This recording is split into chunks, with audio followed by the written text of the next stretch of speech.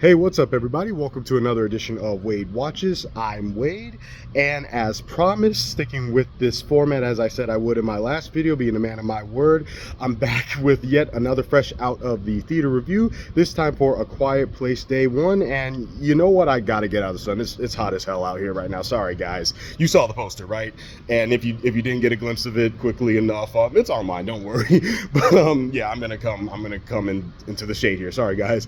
But anyway, just got through seeing A Quiet Place Day 1, and I won't say I wasn't expecting much from this movie going into it. I do quite like that first A Quiet Place movie from 2018 that John Krasinski directed and starred in. Here, in this one, he only wrote the story, I believe, maybe a producer, but I definitely saw his name on the story, so he came up with a story for this one. Part 2, I only saw that one once when I saw it in theaters. Haven't watched that one since. I've watched A Quiet Place twice already, once in theaters and once at home, and I do thoroughly remember enjoying it both times. Part 2, I remember kind of being let down by, but to be fair, it's been a while since I've seen it, so who knows. But anyway, I do enjoy the movies. I do enjoy the concept. I like how they're even with Part 2, how they're predominantly silent, because it's all about being as quiet as possible, because noise sensitive cannibalistic aliens will kill you. And I just dug that concept. And I guess going into this one, I was just expecting more or less of the same, except we're in New York City this time, and we're no longer with John Krasinski and Emily Blunt's family. We're with completely new characters, but I was still expecting more or less of the same. And I gotta say, this actually ended up being one of the best, just personal and emotional stories that I've seen in 2024 thus far. That's right.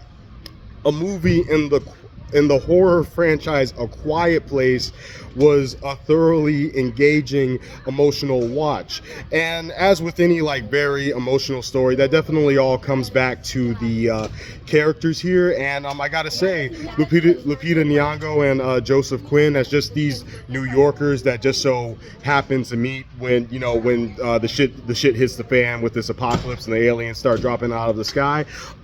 They were actually better characters, more fleshed out, more interesting characters than the Abbott family from the first two movies, because that's one of my complaints about those first two Quiet Place movies, the fact that despite them being like a literal biological family, I just didn't really feel at all attached to them. I get it, it's a family trying to survive an alien invasion, a very tense alien invasion, but I don't know, they just weren't doing it for me. But these two here, and the movie is predominantly just the two of them on screen. There are other people, of course, trying to get away, hiding together that they come across, but it's predominantly these two. Much better, and that's because the movie is more concerned with the personal stories that these two have, particularly Lupita Nyong'o's character, than it is just scare after scare after scare. Of course, that's in there with this movie. You know what it is. People trying to silently creep their way from point A to point B, so as not to be eaten. So you're gonna get those tense moments that you like from the first two movies, especially if you're a huge fan of Part 1 and Part 2. You get all of that good stuff here, of course, but that's really not the point of this story. This is very much the original two movies do this here. I have to stop myself. This is another point A to point B story, but it's not the point A to point B story that you're expecting. And of course, I won't dare spoil it here. You guys know how I roll, but it's not what you think, and that alone just really made this work for me, that it wasn't that typical, well, we got to get here because that's where everybody is, that's where the last remnant of humanity is. It really wasn't like that here, and I really dug it. I really dug that they did something different with this franchise, and they gave us completely different characters than that of John Krasinski's family from the first movie. It really worked for me. I don't know what more to say about it. Only to continue. The only thing I can do is continue on that point and say that I think what's definitely going to divide people here is that it's definitely not as horror centric as the first two movies. The first two movies are unapologetically straight up horror movies with a lot of tension, suspense, unsettling sequences where you know something horrible and dreadful is going to happen, and you get that in bits here, but it really very much is like an actual personal story about this character and what they want to do, where they want to go, and kind of like what their backstory is. That takes center stage to just them running from the noise sensitive aliens, and that's definitely going to split people right down the middle. I feel like if you really want more of the same from those first two movies, and you're like a bigger fan than I am of those first two movies, and you're just wanting to like have that tension nearly cause you to soil yourself, maybe you'll be a bit disappointed. However, if you're open to something different, because this is a prequel after all, that doesn't at all involve the Abbott family, that's John Krasinski's family.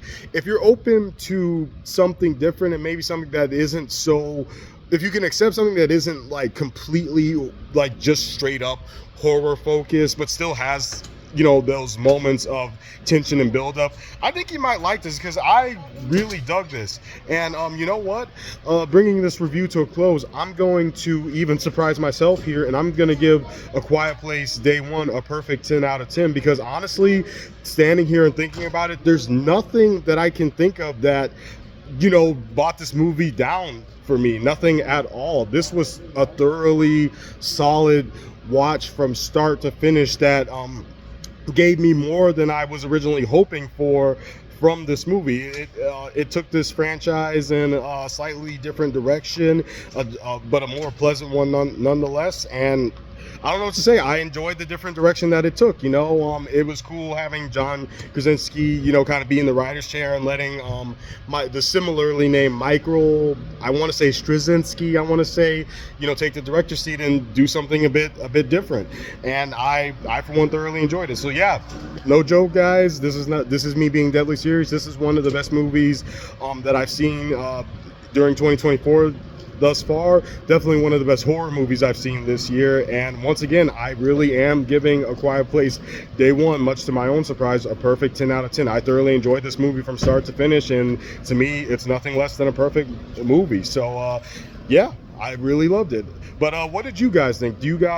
Those of you who have seen Day One, do you prefer the first two movies? What's your favorite movie in the Quiet Place franchise? Whatever you think, feel free to let me know in the comments. And as always, if you like what you saw here, always feel free to like and subscribe. This has been another edition of Wade Watches, and I will see you all next time.